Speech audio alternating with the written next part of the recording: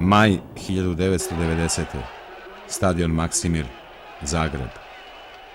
Utakmica Crvena zvezda Dinamo. Susret fudbalskih rivala iz Srbije i Hrvatske pretvorio se u sukob navijača.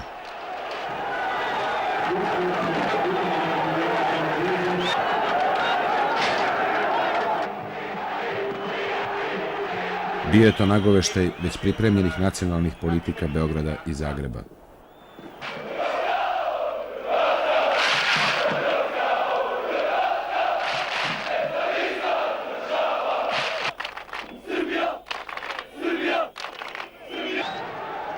Fudbalski stadioni će ubrzo postati tesni. Petarde ispaljivane na njima pretvorit će se u bombe.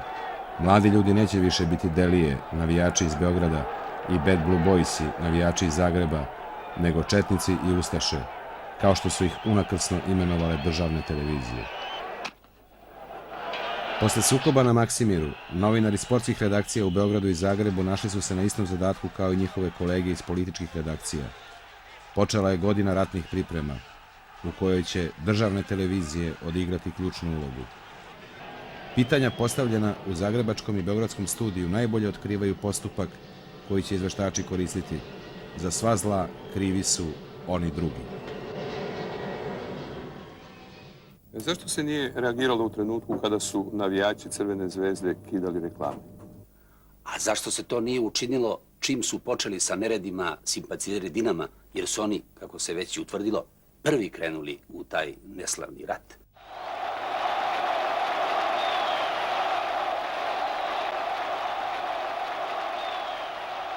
Ustanovljena su i pravila kakve poruke mogu i moraju biti upućivane javnosti. Bili su to retki, ali upečatljivi govori predsjednika Srbije Slobodana Miloševića, kojima je televizija pridavala značaj kulta i ponavljajući ih stvarala javno mnjenje u Srbiji. Pri tome je bilo sasvim svejedno da li su predsjednikove reči bile plasirane na televiziji pre ili posle događaja, ponekad i po nekoliko meseci kasnije.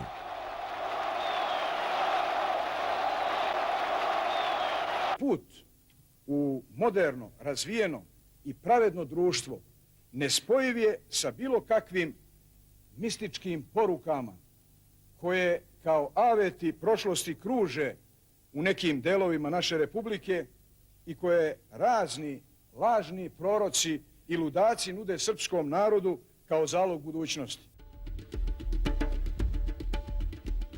Tako je govorio Slobodan Milošević o opozicionim strankama koje su u Srbiji tek bile osnovane.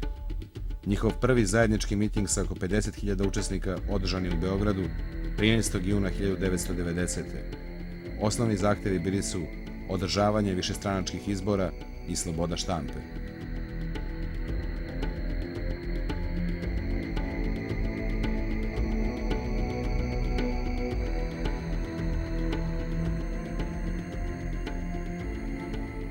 Zahtev za slobodu štampe bio je ponovljen i na protestnom skupu ispred zgrade televizije, održanom istog dana na kojem su građani izrazili nezadovoljstvo zbog neobjektivnog informisanja.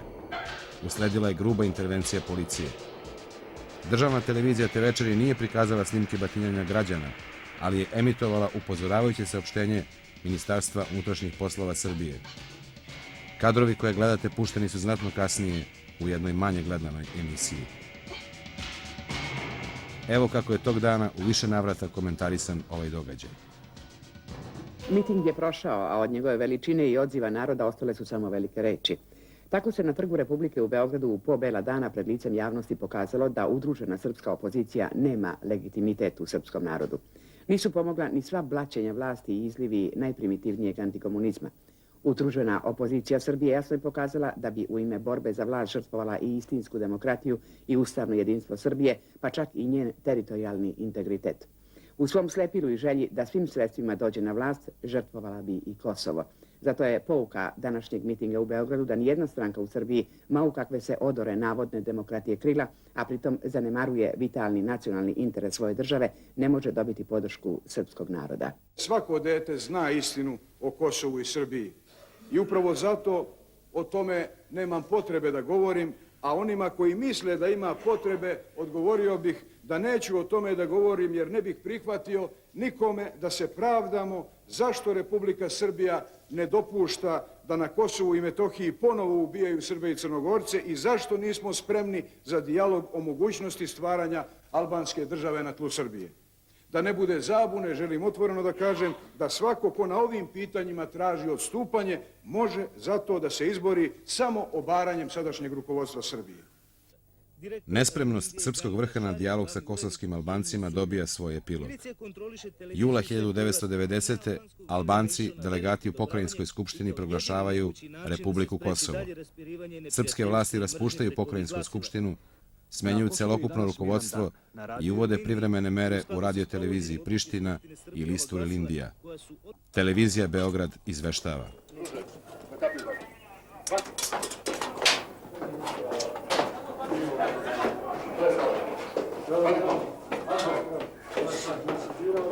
Nalazim se ovde u redakciji, ima li ili nema, kažete mi. Prekinite mi to. Izlazi iz televizije, ne postoji. Milicionari su korektno intervenisali, obraćajući se zaposlenima da napuste svoja radna mesta ili sačekaju dolazak novog rukovodstva.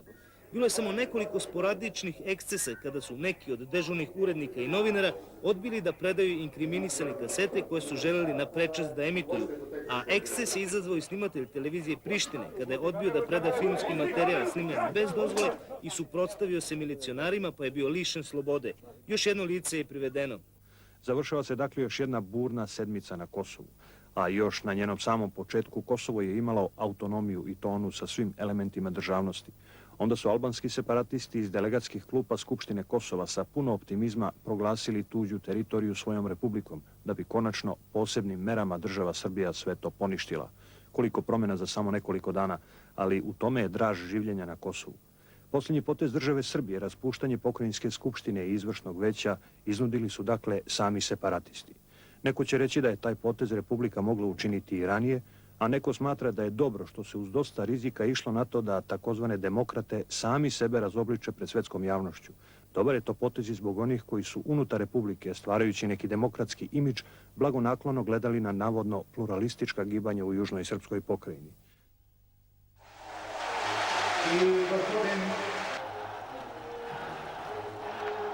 Ubrzo posle pobede HDZ-a na izborima, Sabor Republike Hrvatske proglašava novi ustav, prema kojem Srbi gube status naroda i postaju nacionalna manjina.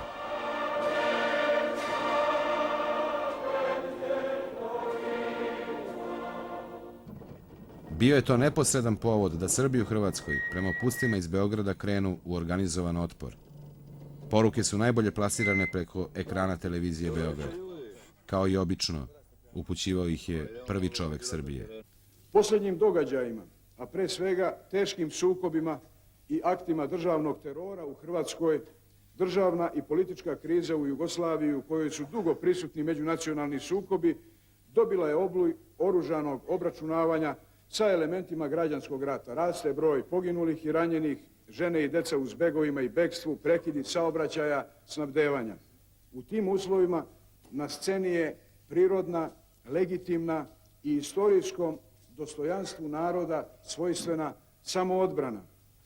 Pokušaj da se ona velikom i dobro organizovanom propagandnom galamom kvalifikuje kao banditizam i odmetništvo, najbolji su znak nekonstruktivnosti i nesposobnosti jednog šovinističkog i profašističkog koncepta koji se lomi na narodnom interesu i dostojanstvu ljudi i naroda i na njihovoj pravednoj borbi za građansku i nacionalnu ravnopravnost. Sukobi su počeli.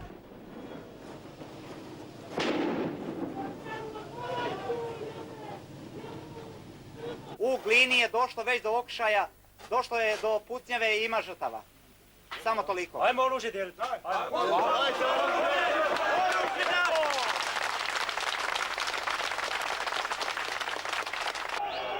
U to vreme stasava nova vrsta reportera, zaduženih za ratnu propagandu.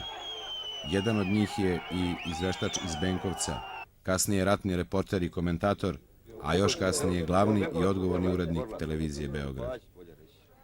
Izvjesno je samo da će Tuđman i Boljkovac na 100 dobiti zanimljive izvještaje iz kojih će saznati ono što već znaju, da u srpskom narodu na Baniji i šire njihova demokratija nema prođu. Kada smo banuli u selo Jošanicu na jedan od tih pomiriteljskih sastanaka, rasprava je bila u punom jeku. Ljudi su uplašeni, strahote su se dešavale, jer tu kod nas je ovo što se dešavalo u Petrinji i to podsjetilo na 41. Ljudi su ispričali svoje mišljenja koji su to proživjeli. Prema tome, oprostite, ali imam osjećaj da je ovo onda zalud utrošeno vrijeme. Možda i nije, rekli bismo mi. Jer nije zgorega da prpošni vrhovnici još jednom čuju da se Banijci nisu prestrašili i da taj, kako neko reče, ostatak naroda još postoji. Ali mi Obrovac ne damo i nećemo dati. Dok se ne prolije krv. Oni nas ne priznaju kao narod, dok nas ne priznaju kao narod, mi nemamo nikog povjerenja, ni u hrvatsko vrhovništvo, ni u vladu. Jer oni su pokušali već naoružanje oduzeti. I oni će ga i opet iz stanice milicije samo trenutak dana kad će zatišje dočekati ili noć ili preko dana da okupiraju stanicu milicije i iznesu oružje. Da li ovako misle i razmišljaju svi Kninjani, svi žitelji Kninske krajine, svi Srbi u Hrvatskoj, teško je reći. Grupa ljudi sa kojima smo razgovarali nije odveć reprezentativan uzorak, ali ipak njihovo raspoloženje je indikativno. A o tome bi morali voditi računa svi koji donose odluke u ime ovog naroda. U tehnologiji novonastalog novinarstva i uređivačke politike od presudne važnosti bilo je trajanje emisije. Osim udarnih TV dnevnika gotovo u celosti posvećenih zbivanjima u Hrvatskoj, prednost u programu imale su redovne, ali i specijalne emisije koje su trajale i do 90 minuta. Cilj im je bio jasan. Raspirivanje međunacionalne mržnje. Da li svi znate, da li su u vašoj u tom dometu, da je veliki broj Albanaca, milicionera sa Kosova koje je napustilo, koje je dezertiralo, ne isteran iz milicije. Niko njih nije isteran, nego sami su dezertirali, bacili odela, bacili uniform i zašli. I priča se sada su mnogi od njih našli mesta u hrvatskoj miliciji, tamo su u specijalce radi i oni baš i teraju po nekim u ovim terorima gde učestvuju. Tako je udarna parola HDZ-a Hrvatska puška u hrvatskom ramenu u stvarnosti doživjela tragikomičnu primjenu i u konkretnom slučaju bi glasila mađarski kalašnjikov o albanskom ramenu. Srpski narod je bio spreman da zaboravi svoje ime i svoje porijeklo i svoje pretke u interesu bratstva i jedinstva, svoje jame i svoje Jasenovce i moji su preci i mojih predaka ima dosta u tim jamama. Međutim, da je nastavljena politika koja je vođena prema Srbima u Hrvatskoj. Mislila komunistička? Da, mislim na tu politiku. Čini mi se da za 20 godina ili možda i manje najveći dio Srba bi bio asimiliran. Mislim da Baranja i Zapadni Srem i po etno i po istorijskom principu apsolutno pripada Srbiji. Srpskom narodu? Srpskom narodu. Inače, svi prostori gde žive Srbi, normalno da pripadaju srpskom narodu i apsurdno je postavljati pitanje da sad neko posrbljava Hrvatsku ili neku drugu teritoriju. Da li vi ponekad, makar i privatno, razmišljate o eventualnim granicama te srpske autonomne oblasti? Šta bi one po vama zahvatale? Granice srpske autonomne oblasti će biti, mislim, postoji jedan istorijski kontinuitet. Tamo kuda je kapala krv, srpska krv sa ustaškog noža, to će biti naše granice. Ako Hrvati žele zaista da stvore nezavisnu državu, neka je stvaraju na svom etničkom prostoru. Zar možete zamisliti da će nestati ovdje srpskog naroda, da će pasti ove planine, a pogotovo zar možete zaista zamisliti situaciju da se ovdje na tvrđavi mjesto srpske zastave vije šahovnica. Dok je Srba ovdje, to sigurno neće biti.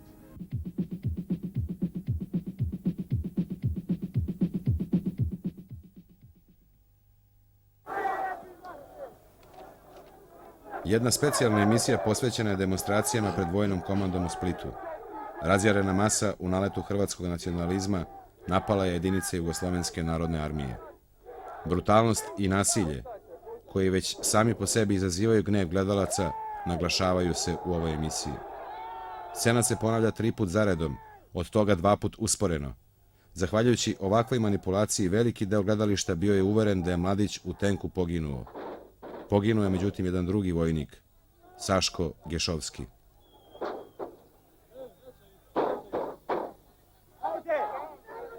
Nekoliko građana postavilo je hrvatsku zastavu. Zaista je mučno gledati ove snimke i tek na usporenom snimku vidi se sva brutalnost demonstranata u Splitu. Dok ovo gledate, podsjećamo da vojska nije ispalila ni jedan metak.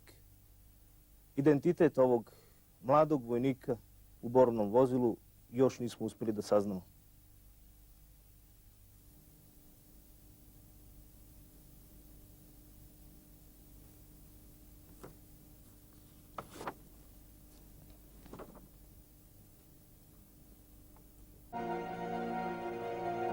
Film o ilegalnom naoružavanju Hrvatske koji je Jugoslovenska narodna armija tajno snimila prikazan je na televiziji tek nekoliko mjeseci posle ovog događaja.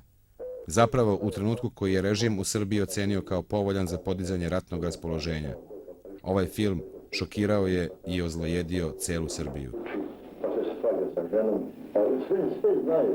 A ovo, ako do nečega dođe, onda samo daj direktivu svim svojima koje poznaš ubijati ekstreme. Na licu mjesta, na ulici, u sred kruga kasarskog, bilo gdje drugdje, samo pištolj i u stomak. To neće biti rat, nego će biti građanski rat u kome nema milosti ni prema kome, ni prema ženi, ni prema djeci. Stan, jednostavno bombe u stan porodični.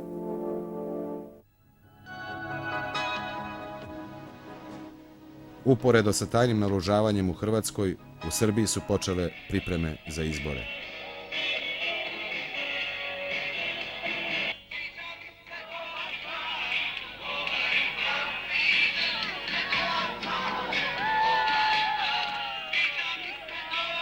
Decembar 1990. Prvi višestranački izbori u Srbiji. Državna televizija ulazi u predizbornu trku. Osnovni zadatak je da se biračima pokaže da je jedini pravi izbor Socijalistička partija Srbije. Njeni projekti za takozvanu srećnu budućnost ponavljani su u najgledanijim emisijama. Uveriti gledalište o neminovnosti da vladajuća partija ostane na vlasti bio je imperativ za uređivački tim. Pritisak desnih, konzervativnih i često sasvim mračnih snaga, ideja i pojedinaca preti ne samo da dovede u pitanje dosadašnje napore i prve značajne rezultate reforme, velike integracije i investicije, već i da vrati Srbiju u prošlost, da je uvuče u haos. Te ideje, partije i pojedinci su na društvenoj sceni Srbije svakodnevno. Oni postiču na sukobe, izazivaju mržnju prema drugim ljudima i narodima i kao izlaz iz teškoća predlažu povratak u prošlost. Te nas snage odvajaju od sveta i veka pred nama, svađaju sa razumom u nama i brukaju prošlost koja je za nama. Opredeljenost i pristrasnost najmoćnijeg medija u predizbornoj kampanji bila je jasna. Pored favorizovanja Socijalističke partije Srbije, naslednice komunističkog režima, sve su učestaliji napadi na harizmatičnog opozicionog lidera Vuka Draškovića, u kome vlast vidi najveću opasnost. Jedan ceo blok u TV Dnevniku koncipiran je kao višestruki napad na njega. 300 žena okupljenih na ulazu u spomen groblje, zajedno sa borcima mesne zajednice, pevale su Jugoslaviju na kordunu grob do groba, klicale Slobodanu Miloševiću i pokušaj manipulisanja žrtvama fašizma nazvale sramnim i prljavim dnevno-političkim igrama. Ako je gospodin Drašković zaista častan čovek kakvim se Srbiji predstavlja i ako zaista iznad svega poštuje želju srpskog naroda, molimo ga da ovde nas okupljene shvati kao deo tog naroda i da ispoštuje našu želju da se mirno i dostojanstveno odavde raziđemo. U protivnom, svojim telima štitit ćemo ovo svetilište.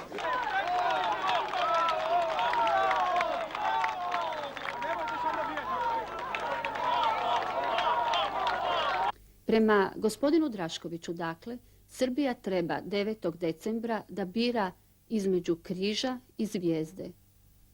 Gospodine Draškoviću, kao i svi socijalisti Evrope, Ja sam za ruže. Ne na srpskim grobovima koje vi nudite, već za ljepotu života koju nude humanisti. Za razliku od vas, ja vjerujem u razum srpskog naroda, koga vi nazivate ovcama. Znate, gospodine, i ovce srećom znaju izabrati pravog ovna predvodnika. Šta je armija činila i šta čini radi savladavanja teške društvene Intervju sa saveznim sekretarom za narodnu odbranu generalom Veljkom Kadijevićem bio je direktno zastrašivanje naroda pred izbore. U procesu stvaranja javnog mnijenja veliku ulogu ima način saopštavanja. Tehnika ubeđivanja gledalaca u ovom intervjuu kulminirala je zahvaljujući jednostavnom, ali lukavo smješenom receptu.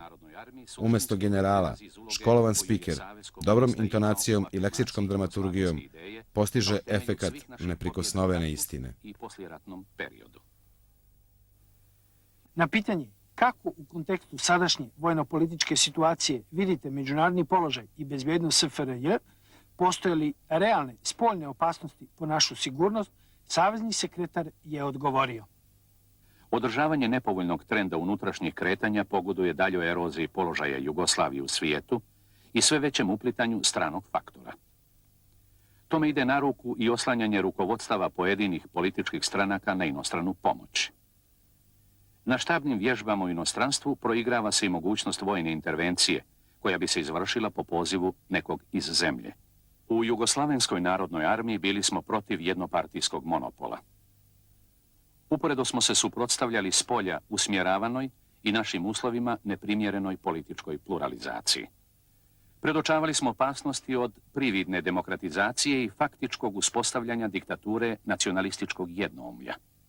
Saveznog sekretara pitao sam i šta misli o formiranju Saveza komunista Pokreta za Jugoslaviju. Opredjeljenja Saveza komunista Pokreta za Jugoslaviju najbliža su opredjeljenjima komunista armije. Lično podržavam stvaranje i djelovanje te partije opšte jugoslavenske i socijalističke orijentacije. To ću činiti i u buduće.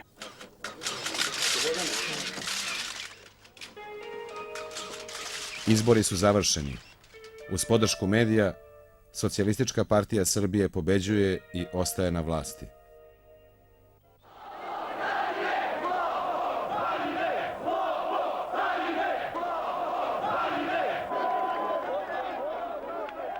...9. mart 1991. Najveće demonstracije u istoriji Beograda. Oko 200.000 ljudi okupljenih u centru grada zahtevalo je smenu čelnih ljudi televizije Beograd.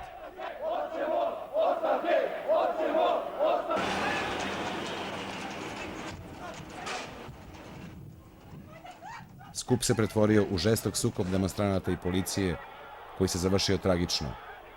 Poginulo je 2 ljudi.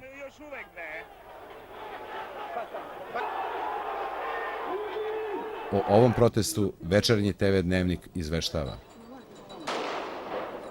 Zahvaljujući naletu vandala, danas je u Beogradu prema prvim podacima u urgentnom centru 76 osoba zatražilo lekarsku pomoć. Među njima je najviše milicionara. Jedan od njih, čuvajući javni red i mir, ostao zauvek na pločnicima glavnog grada Jugoslavije. Nedeljko Kosović, otac 2 dece, ubijen je od mase demonstranata. Naša ekipa je posjetila porodicu Nedeljka Kosovića.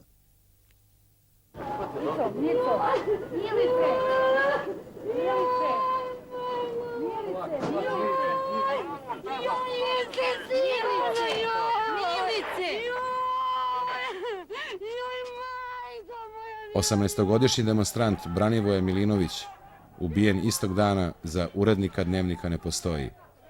Baš kao ni za Ministarstvo unutrašnjih poslova Srbije.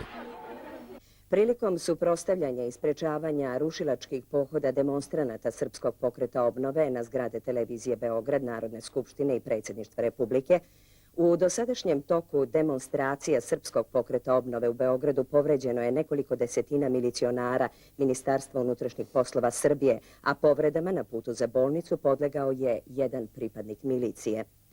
Ministarstvo unutrašnjih poslova Srbije je u ovom saopštenju upozorilo da ukoliko se sa rušilačkim i terorističkim akcijama demonstranata Srpskog pokreta obnove odmah ne prestane, morat će se u cilju zaštite ustavnog poretka, života i sigurnosti građana i pripadnika organa unutrašnjih poslova upotrebiti sva raspoloživa sredstva, uključujući i oružje.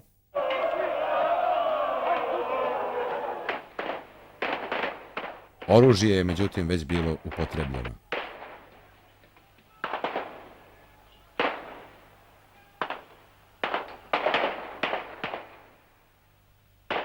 Ovi snimci nisu prikazani na državnoj televiziji, nego na jedinoj nezavisnoj stanici Studiju B, koja pokazuje i način rada režimskih novinara.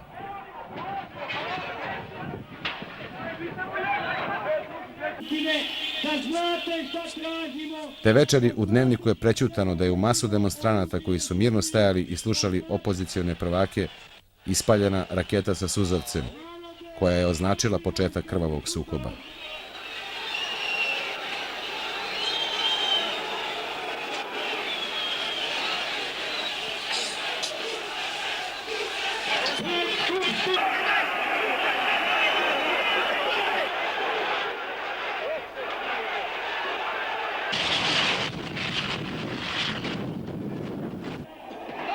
Potekla krv,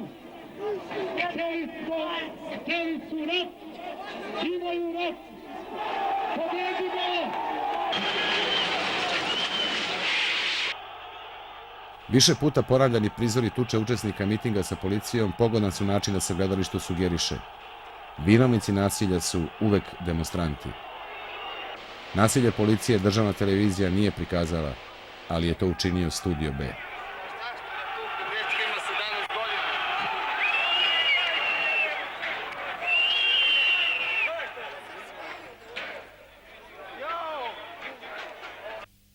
Državni organi Republike upotrebit će svoja ustavna ovlašćenja u interesu mira građana Srbije i nikome neće dopustiti da u Srbiji seje haos i nasilje. Pozivam građane Srbije, a pre svega građane Beograda, da u ovim teškim trenucima sačuvaju prisebnost i razum i da budu sigurni da će u Srbiji pobediti mir i demokratija, a ne haos i nasilje. I da bi pobedili mir i demokratija, te noći na ulice Beograda izašli su tenkovi. Građanima Beograda upućena je pretnja kojom završava TV Dnevnik od 9. marta 1991. Jedno mora biti jasno. Oklopne jedinice naše armije nalaze se na izvršenju svog redovnog zadatka, na zaštiti ustavnog poretka i bezbednosti građana i glavnog grada.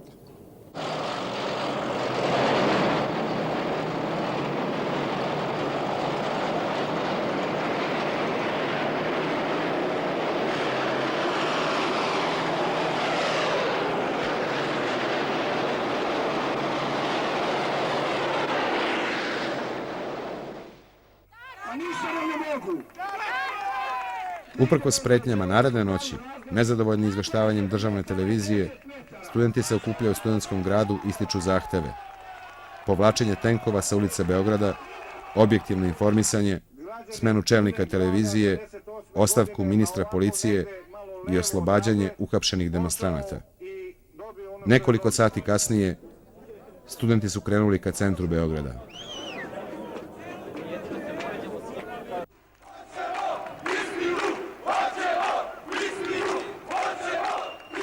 Na Brankovom mostu, najužem prilazu starom delu grada, dočekala ih je policija. O tome televizija Beograd izveštava. Na putu ka centru grada studente je na mostu Bratstvo jedinstvo pokušao da zaustavi kordon milicije. Tom prilikom je potpredsjednik Republičke vlade Velimir Radivojević zamolio studente da zbor održe na Ušću, a da će im on već ujutro obezbediti sastanak sa predsjednikom Republičke vlade doktorom Dragutinom Zelenovićem.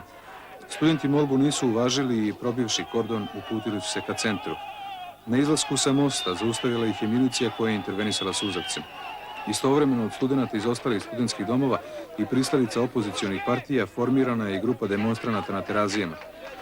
Nešto pre 2 sata grupe su se objedinile pred Terazijskom česmom. Međutim, Studio B je tu noć zabeležio ovako.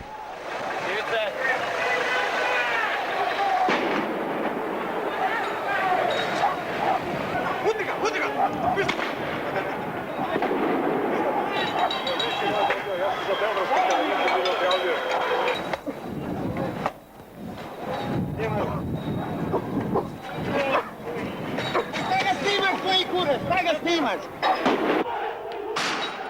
Suzavac i batine nisu sprečili studente da dođu do centra grada i da se sretnu sa nekoliko hiljada vršnjaka koji su ih čekali kod terazijske česme.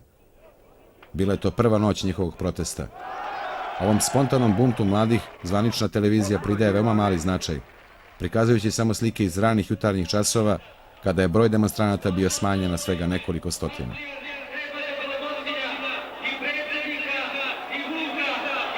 Dočekali smo 6 časova i 40 minuta u društvu studenata koji mirno demonstriraju tražeći ispunjenje svojih zahteva. Povremeno kliču, uzvikuju parole i pozivaju svoje sugrađane da im se pridruže u mirnom protestu. Dok su studenti bili na terazijama, u Skupštini Srbije govorilo se o martovskim događanjima.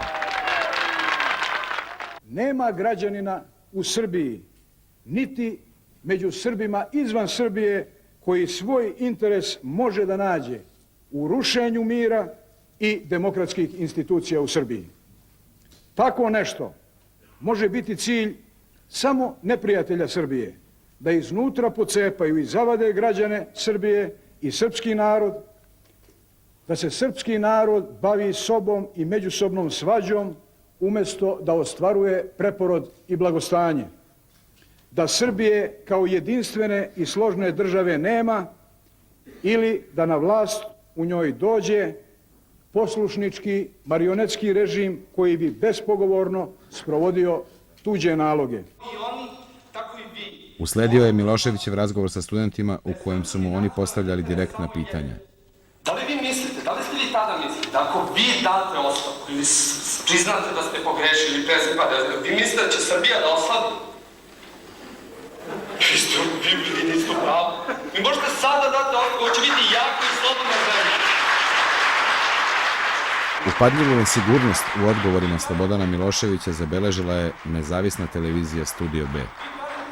Kad se saznalo da idu studenti, ja sam dobio obaveštenje da je ministar, sutradan sam ujutru dobio obaveštenje, da je ministar unutrašnjih poslova, taj isti Radmilo Bogdanović, čija se ostavka traži, naredio, čim je on obavešten da su studenti krenuli u grad, da se odmah studenti propuste i da se nikakva sila prema studentima ne upotrebljava.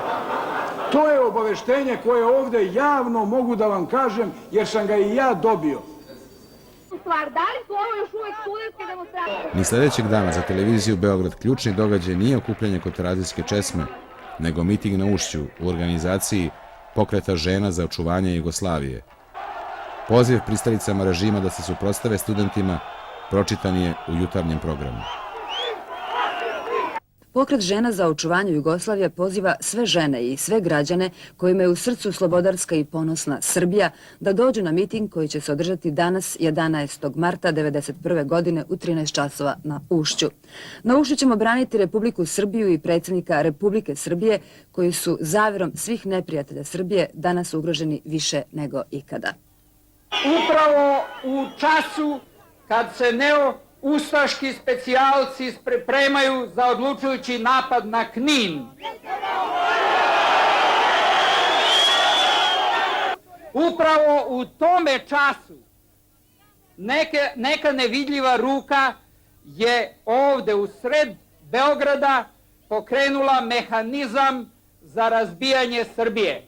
Od Petra I do danas imamo sreću da se na našem čelu nalazi jedan izuzetno sposoban, čestit i hrabar čovek, Slobodan Milošević.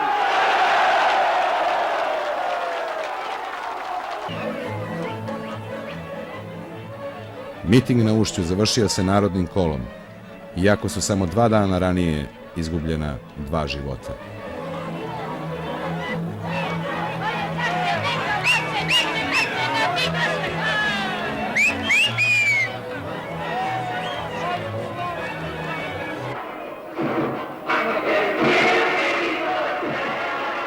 Pesmu mira koju su pevali mladi Srbije, državna televizija kao ni njeni nalogodavci nisu hteli da čuju.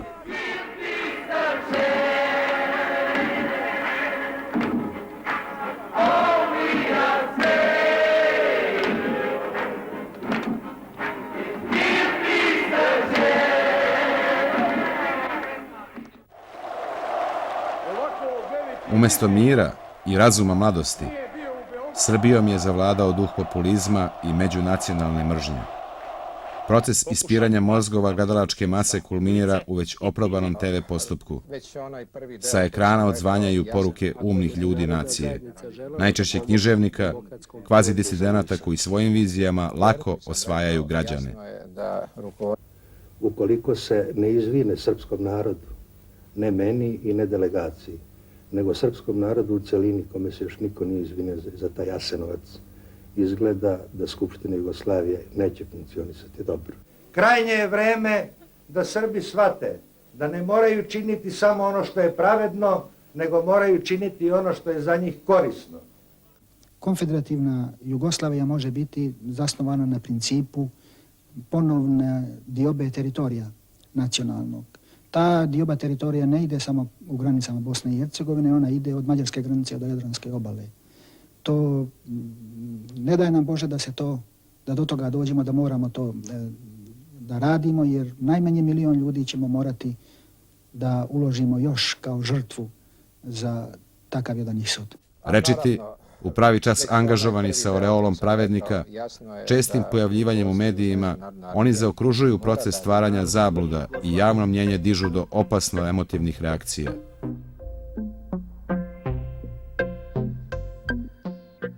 Protiv euforičnih mitinga i stereotipnih poruka, politika predsjednika Savezne vlade Ante Markovića nije imala šansi. Samo po neku njegovu reč, žrtvujući karijeru, uspeo je da u svom izveštaju pusti novinar profesionalac. Te poruke koje idu i na to da nam se pruži takova snažna materijalna i financijska podrška kakvu nismo mogli ni očekivati, izgleda ne dospijevaju u glave do neke užarene glave nekih ljudi u našoj zemlji. Od početka sam smatrao da će sudbina naše zemlje i njenih odnosa se prelamati preko Bosne i Hercegovine. I smatrao sam da odnos prema Bosni i Hercegovini kao također suverenom subjektu u okviru Jugoslavije ne može biti rezultat ničijih dogovora, niti pregovora, ni podjela. I da odnos prema njoj će značiti da li ćemo rješavati odnose u našoj zemlji nasilnim putem, sukobom, pa i vojnim intervencijama, ili ćemo ih rješavati na jedan demokratski način u kojoj transformiramo jedno društvo u drugo. Budućnost Jugoslavije je, međutim, već bila rešena. Usledili su samiti nacionalnih vođa. Opsednuti svojim nacionalnim programima, samo su produbljivali jugoslovensku krizu. Da poštuje svaka strana. Da li ste vi učesnici ovoga sastanka današnjeg i onog splitskog svjesni da je ogromna snaga akumulirana u vama i da milijuni gledalaca u Jugoslaviji i stanovnika Jugoslavije sada budno prate? Da li su na vašim licima osmjesi ili imaju li dakle razlog za nadu ili za strah? Molim bilo koga od vas da mi odgovori. Ja mislim... Da li ste odlučili, čujem da danas niste o tome govorili, da ćete podržati ili da ćete rušiti najmiroljubivijeg među vama, Antu Markovića i njegovu vladu? To drugo pitanje sam odgovorio da danas nismo stavljali na dnevni red, mada ima mnogo razloga da se stavi na dnevni red upravo zbog golih činjenica koje govore o našoj ekonomskoj situaciji. I koji je u Zagrebu i drugim pitanje je ipak stavljeno na dnevni red. Stravični lov na ljude. Dara je dakle prevršila mjeru. Ante je izvrnuo i posljednju kartu u opasnoj partiji antijugoslovenstva i srbomržnje. Neka mu je prosto sve što je dosad činio, ali nema više pravo da zarad tisućljetnog hrvatskog sna o vlastitoj državi u smrt gura desetine hiljada nedužnih ljudi. Rečeni gospodin bi za kraj mogao da učini bar jedan častan potez. On zna koji.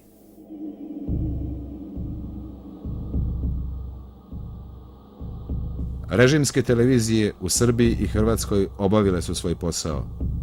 Rat je počeo. Ante Marković je uklonjen sa političke scene Jugoslavije. Zemlja se raspala, a njen ostatak koji je zadržao samo njeno ime, bit će isključen iz svetske zajednice.